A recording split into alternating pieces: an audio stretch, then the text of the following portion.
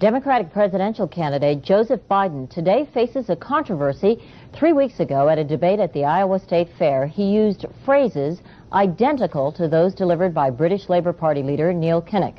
Biden seemed to be claiming Kinnock's vision and life as his own.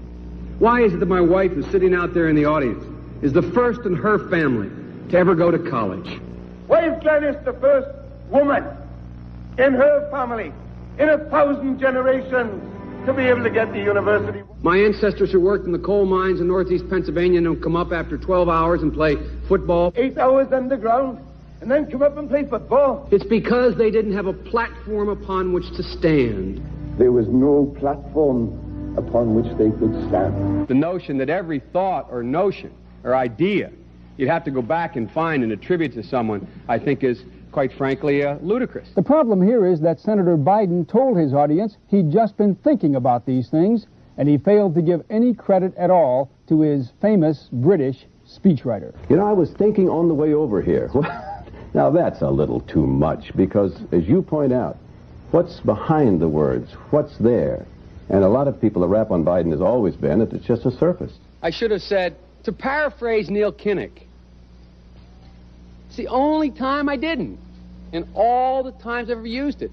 But CBS News found a tape of a second instance. It reappeared in the New York Times with a new charge, that Biden had appropriated a famous litany from the late Robert Kennedy about what the gross national product cannot measure. It cannot measure the health of our children, The health of our children, the quality of our education, the quality of their education, the joy of their play, or the joy of their play. Biden gave Kennedy no credit. He has also quoted or paraphrased John Kennedy, Hubert Humphrey, and British Labour Party leader Neil Kinnock, all without credit. Joseph Biden admitted today that he committed plagiarism when he was in law school. He said it was a mistake, but that it was unintentional. He quoted 5 pages of someone else's work without proper citation. I've done some dumb things, and I'll do dumb things again. He was given an F. So, ladies and gentlemen, I've been dumb. To the political community in Washington, it all seems of a piece. Plagiarism at law school, plagiarism on the stump. The great communicator. Strike that. The great imitator. You don't steal verbatim, or when you do, as he did 99% of the time, you give credit. Biden's critics say he sells himself as a man whose words and visions can inspire a new generation in politics.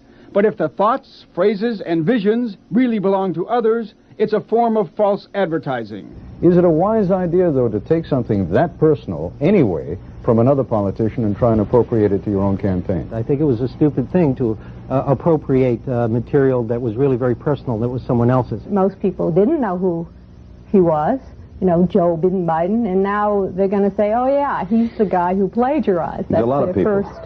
Politically, that's devastating. These clips are devastating. He looks like a Joe Biden wind-up doll with somebody else's words coming out. If they're going to do things that are stupid as well as immoral, then they're probably too dumb to have the job of president. Voters are going to have to decide whether he was dishonest or dumb.